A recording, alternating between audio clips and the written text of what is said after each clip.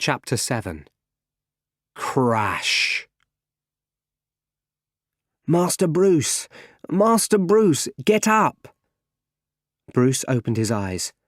Alfred was next to him, and a part of the roof lay on top of him. Push, said Alfred. You're strong. You can do it. Bruce pushed, and finally, Alfred moved the piece of roof to one side. Bruce got up, and they escaped to the cave below. "Oh, Alfred," he said, "what have I done? Wayne Manor is on fire, and I can't help Gotham.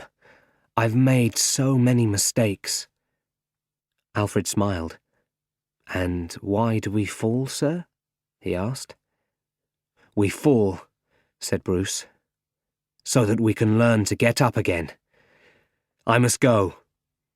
He changed into his batsuit and took off in the Batmobile. Whoosh! In a few minutes, he was in Gotham. The criminals from Arkham Asylum were running everywhere. They were shouting and dancing and breaking things. Rachel watched. Above her, a train stopped. Some men in masks started to move a large machine onto it. She ran to find Sergeant Gordon in the asylum. He was sitting on the floor. She could see that he was very ill. He needed the antidote fast. She took one of the bottles out of his pocket. "It's okay," she said. "I can help you."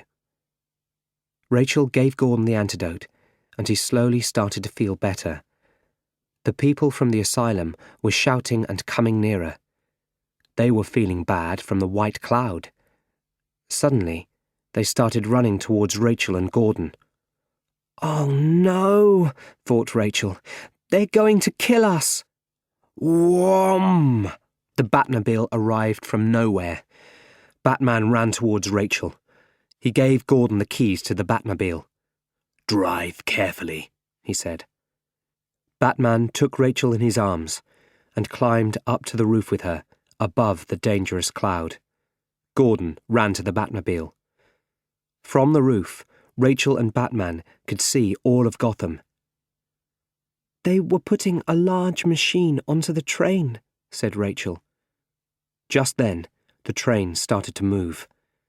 Batman suddenly understood. "Of course," he said. "The railway line runs exactly over the river next to Wayne Tower. Raj is going to use the machine there. He's going to turn the city's water into steam. He's going to kill everyone."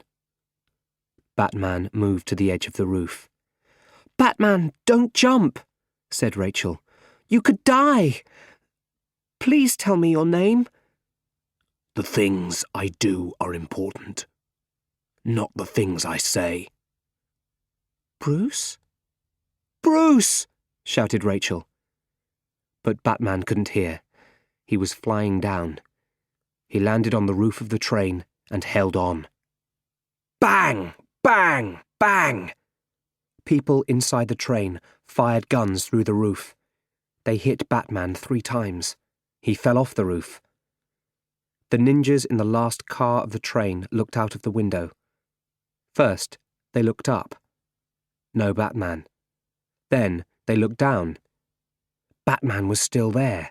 He was hanging from a long line, flying from side to side under the train. On the street below the train, there was a ninja in the back of a green car. He was pointing his machine gun at Batman. Gordon came around the corner in the Batmobile. He was driving very fast. Kazam! He hit the green car.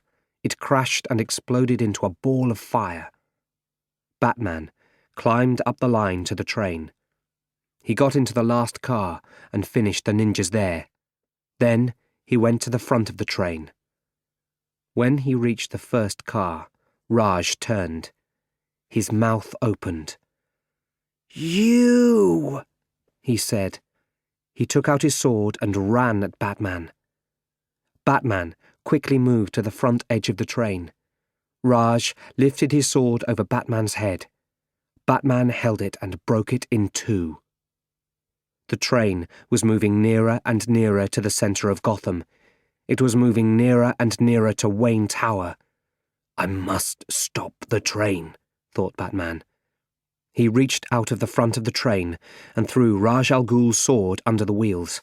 There was a terrible noise.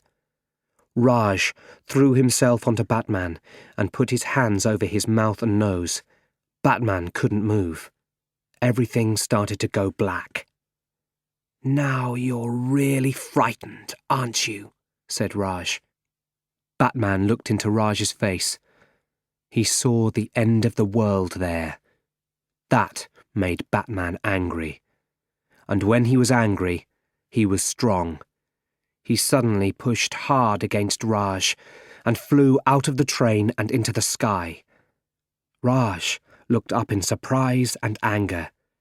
Then he was very frightened. The train was going to crash in less than a second. It came off the railway line and fell down and down. And then, crash!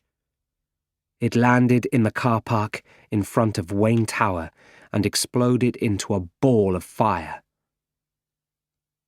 Soon, all the bad guys were in prison or out of a job. The people of Gotham began to build their great city again. Everyone wanted to work together now. William Earl walked into his office the day after the train crash. He found Lucius Fox behind his desk. "What are you doing in my office?" he asked. "It's my office now," said Fox happily. "I'm the new boss of Wayne Enterprises." "Who says?" Earl asked. "I say," said Bruce from behind Earl. "It's my business. Goodbye, Mr. Earl." There were builders at Wayne Manor. They were slowly and carefully building a new house, exactly like the old one. Bruce went to the old well in the garden. He put a big piece of wood across the top. Rachel was there with him. "I fell down this well a long time ago. Do you remember?" he asked her. "Of course," she answered. "Things were never the same after that," he said. "What was different?" she asked. Bruce put another piece of wood across the well. Now it was completely closed. "I wasn't a child anymore," he said. "I began to be a man." "You're a great man, Bruce," she said. Bruce looked at her. She could see that he loved her. "There's no place for me between Batman and Bruce Wayne," she said. "I don't have to be Batman," he said. "I can choose my own life." "No," she said. "I don't think you can. Great people can't always choose their lives. Gotham needs you. Goodbye, Bruce." "Goodbye, Rachel," he said. "I'll do my best for Gotham." "I know you will," she said.